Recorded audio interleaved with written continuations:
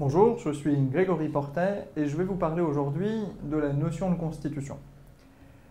La notion de constitution est une notion absolument centrale dans la matière du droit constitutionnel, bien sûr, puisque c'est son objet principal, mais également dans l'ensemble des études de droit. Le concept de constitution peut vraiment se définir de plusieurs façons et très souvent les étudiants sont un peu perdus dans la définition qu'il est nécessaire de retenir au mot constitution. Précisons tout d'abord que la constitution est aujourd'hui une norme, c'est-à-dire une règle de droit. Pourquoi est-il important de dire que c'est une norme? Parce que le réflexe que l'on peut avoir serait de dire la Constitution est un texte.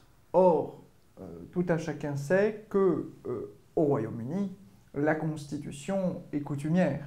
Et donc, dire que la Constitution est un texte reviendrait à dire que nos amis britanniques n'ont pas de Constitution, ce qui évidemment est inadapté. Donc, premier élément, la Constitution est une norme. Deuxième élément, la Constitution est une norme fondamentale. La fondamentalité de cette norme s'illustre par le fait que la Constitution figure au sommet de la hiérarchie des normes telle que l'a théorisé le juriste autrichien Hans Kelsen. Cela signifie que toutes les autres normes, les lois, les règlements, les traités, lui sont subordonnées et toutes ces autres normes tirent leur validité de leur conformité à la Constitution. La Constitution est une norme. La Constitution est une norme fondamentale. Troisième élément de définition de cette Constitution, la Constitution définit les institutions et les relations entre les institutions. Pour comprendre cet élément, je crois qu'il faut prendre un petit peu de champ. Commençons par rappeler que l'État est une personne morale, c'est-à-dire une abstraction. Cet État va prendre des actes au travers d'organes, c'est-à-dire des institutions, qui vont avoir en charge d'agir au nom et pour le compte de l'État. Illustrons ceci, ramenons ceci à des choses très concrètes. Dire que la France, un État, est une personne morale, cela signifie que les pouvoirs exécutifs, législatifs et judiciaires vont être confiés à des institutions. Pour le législatif, notre Parlement, l'Assemblée nationale et le Sénat. Pour notre exécutif, le président de la République et le Premier ministre.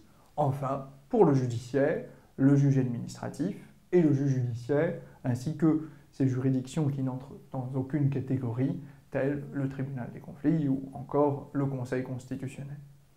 C'est à la Constitution qu'il appartient au principal de définir ce que sont nos institutions et les relations que ces institutions entretiennent entre elles. À savoir, comment est désignée l'Assemblée nationale, comment est désigné le Sénat, mais également quels sont les pouvoirs qu'ont les différentes institutions, ainsi le droit de dissolution reconnu au président de la République à l'égard de l'Assemblée nationale. Norme fondamentale qui définit les institutions et les relations entre les institutions. Mais quatrième élément de définition de ce qu'est notre Constitution, la Constitution définit également les libertés fondamentales. Autrement dit, nos droits les plus essentiels. Pour nous concentrer au cas franco-français, on peut dire que nos droits fondamentaux figurent aujourd'hui dans ce qu'on appelle le bloc de constitutionnalité tel qu'il est apparu suite à une décision du Conseil constitutionnel du 16 juillet 1971, la décision liberté d'association. Autrement dit, nos droits fondamentaux sont définis dans la Déclaration des droits de l'homme et du citoyen du 26 août 1789. C'est ici que sont consacrés la liberté d'expression, la liberté d'opinion, la liberté d'aller et venir, la liberté de croyance religieuse, tous ces droits que l'on appelle des droits libéraux. Il y a ensuite, deuxième élément, le préambule de la Constitution du 27 octobre 1946. Nous avons ici 18 alinéas, et dans les alinéas 3 à 18, on va lister ici des droits sociaux. Le droit de grève, le droit syndical, le droit à la protection de l'enfant, le droit à l'égalité homme-femme, le droit au travail. Deuxième élément de nos droits fondamentaux. Troisième élément, eh bien, il y a ce que l'on appelle les principes fondamentaux reconnus par les lois de la République. Vous voyez que l'expression est longue et le publiciste a pris l'habitude de dénommer ces principes fondamentaux reconnus par les lois de la République, PFRLR. Ces PFRLR sont dégagés par le juge au gré de sa jurisprudence en s'inspirant de lois de la Première, Deuxième ou Troisième République qui ont fait l'objet d'une continuité d'application suffisante. Disons-le simplement, ces PFRLR ont une fonction supplétive. On a ainsi complété le bloc de constitutionnalité en s'inspirant de la tradition républicaine et dégagé la liberté d'association comme PFRLR ou encore le principe d'indépendance des professeurs d'université. Troisième élément donc de notre bloc de constitutionnalité. Quatrième composante de notre bloc de constitutionnalité reconnaissant nos droits fondamentaux, il y a la Charte de l'environnement de 2004, intégrée dans notre bloc de constitutionnalité le 1er mars 2005. Cette Charte de l'environnement consacre également des droits fondamentaux, mais bien sûr dans un domaine très sectoriel, l'environnement. On y trouve ici les principes de prévention, les principes de précaution.